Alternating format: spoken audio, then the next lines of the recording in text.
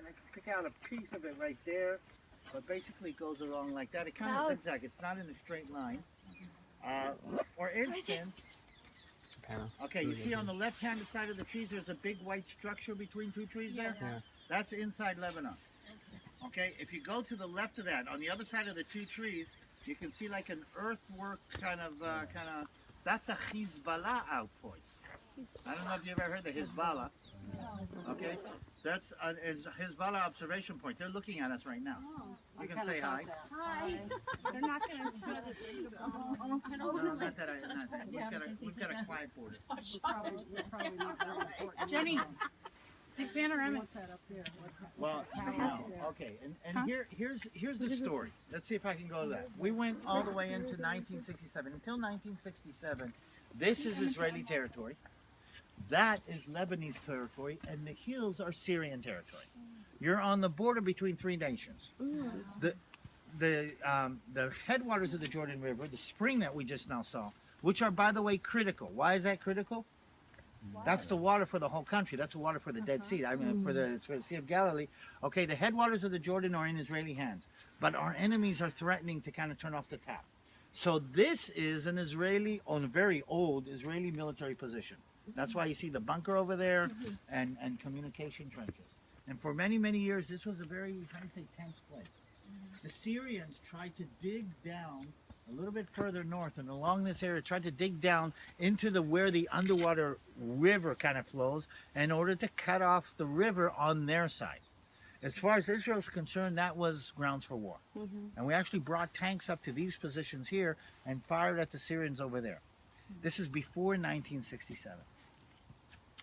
During the war in 1967, Israel said, enough, we can't take this anymore. So one of the things that we did is we went up on the Golan Heights. These are the Golan Heights. Oh, they are. And we conquered the Golan Heights to create this buffer between Syria and the water. So after 1967, this is an Israeli position. That tower over there is an Israeli position. And the tower up there on the top is Israeli positions that look down from this side into Lebanon. They're actually looking down into Lebanon to see what's going on. Lebanon traditionally was part of the Arab nations that fought against Israel in 1948. Lebanon was a country that is very fragmented. I mean, the Lebanese people are Christian, Muslim, Sunni, Shiite, Druze, and a couple other fractions. So they never had a strong government. So in 1948, in the end of the War of Independence, a lot of the Palestinians that ran away from the battles inside Israel ended up in southern Lebanon. And in southern Lebanon, they were put in camps and actually not allowed to assimilate into the population. They were told that it's going to be a week or 2 weeks and you're going to be able to go back to Israel. The sad part of the story is, You weren't told. well, Israel was not destroyed. As far as they're concerned, I mean, that's the sad part. And they were not allowed to come back. And they have been there ever since. And southern Lebanon becomes a camp or a staging area for Palestinian terrorists who actually use it to attack Israel. So we've had attacks across this border ever since 1967. Israel actually, after a couple of bouts of attacks like this, okay, decided to solve the problem by going inside and pushing the Palestinians away from Israel's southern border. It's called the First Lebanese War, okay? And the reason I know so much about this one is I was in it, okay? And I was 19 years old. I was a little baby tank commander, okay? I commanded one tank. And we were based on the Golan Heights on this side, over there. And we literally drove through. And if you look to the right side, there you can see. You can see a car driving on the road over there on the right side? Okay, that's an Israeli road left. And right about where that car is, there's an intersection. To the left of that intersection, there's a fence. That's the border fence. And right at that point is where I cross into the Lebanon for the first time. I'm 19 years old. By the way, freaked me out. I mean, totally freaked me out. Because crossing through the border fence, I realized for the first time that we're heading into war. And all of a sudden, I'm saying to myself, wait a minute, this is not a game. This is not this is real. And I've got 3 men with me in my vehicle. And I say, I'm supposed to make decisions that decide whether they live or die? I mean, and it totally freaked me out. Freaked me out so much that my knees buckled. because I don't know if you've ever been so afraid of something that you couldn't even stand up, and I hit my chin on the top of the turn, walked around with band-aids here for a couple of weeks until it kind of came together. But it always reminded me that there's a huge difference between wanting responsibility and having responsibility. Okay, and that was, something I learned right there. But I spent 3.5 years inside Lebanon. I mean, 3.5 years fighting against the Syrians, first off, and then against the PLO, the Palestinian Liberation Organization, inside southern Lebanon. Israel managed to push the Palestinians out of southern Lebanon.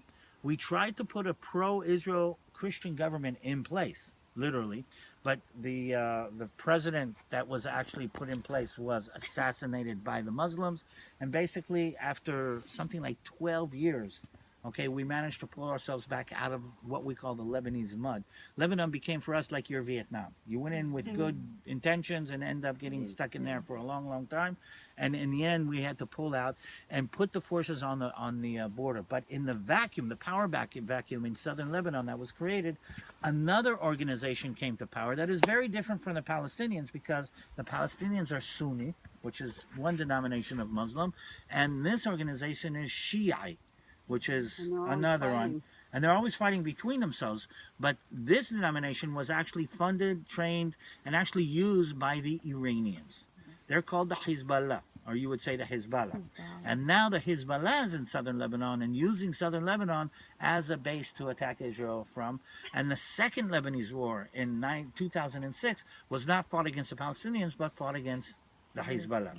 And it's a completely different story. The Hezbollah every once in a while will fire a couple of rockets. And again, there's this thing about, we the Arabs are not willing to accept the fact that you're here. I mean, what are the Iranians doing in Lebanon firing against Israel? Okay, this is the whole ethos of the Muslim world, is we cannot live with another crusade. Okay, and here you get a little bit of an understanding. As far as the Arabs are concerned, the existence of Israel in the Middle East is another crusade. Now, what happened during the Crusades?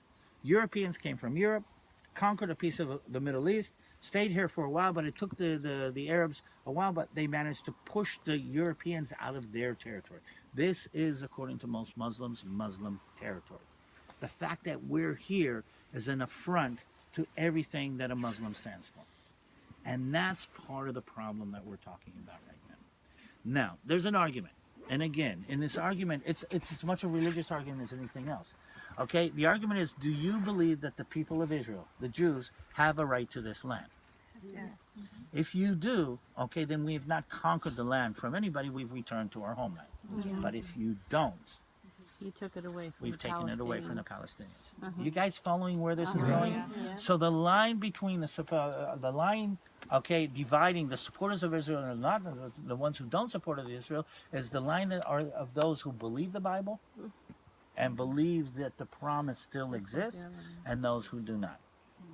Okay, and here in a nutshell, you've got the basic core of the basic problem. Because if you believe that this is part of our inheritance, we've come back here, we're doing our best, we're willing to compromise with our inheritance. Right, you're trying to be nice. We're trying to be nice. We're saying, okay, we're back, let us can build have it, let this us part. this, okay, and we're willing to compromise. But the other side does not even believe that we should exist here, so there's no willingness on that side to compromise. So it's not a matter of you give us this much or this much, it's a matter of you're not being here at all. And in a nutshell, there's more and more people along the world who are saying, why should an Abrahamic promise from 3,500 years ago be part of the political discussion today? And that is what Because they he said. said for his descendants forever. There you go. Now, I'm going to say this. Even if you're not a Bible-reading, God-fearing person, if there ever was, if the Indians can say that they have ownership of the land because they sat there before and the American colonialists took it over, then we can say, okay, this is our homeland. Same thing. Historically, this is where the Jewish people come from. We were kicked out of our land, but why should we not be allowed to come back and rebuild our land? And here you get, again, part of the argument. So there's two sides of the argument. There's the biblical, religious side, but there's also the historical side. But more and more people are seeing the other side of the argument, seeing the Palestinians and the Arabs as an underdog. The Arabs, by the way, do not see themselves as an underdog. They believe that it's their job to wipe Israel off the map. They're not going to Okay? quit. And to wipe this shame off, this blemish off the honor of the Muslim people. because for them it's an honor issue as much as anything else. Okay, but that's in a nutshell what we're dealing with. So that's why you have Iranians who are not even connected to this story, but are here in the name of Islam to fight against Israel. Not because they have any political issue with us, not because they have any idea, but in the name of greater Islam, we're here to make sure that you do not exist in this era. And that's why the Hezbollah is here. Okay, and that in a nutshell is part of the thing. We'll be talking about wars in a little bit later and why the war is like this. But basically, we've got the Hezbollah saying that you should not be here in the south. We've got the Hamas in the north. We have the Hamas saying the same thing in the south. Okay, and in a nutshell, we are surrounded by some people who really don't like us, and that's. But we'll be talking about wars in Israel in a minute and kind of connect all of that.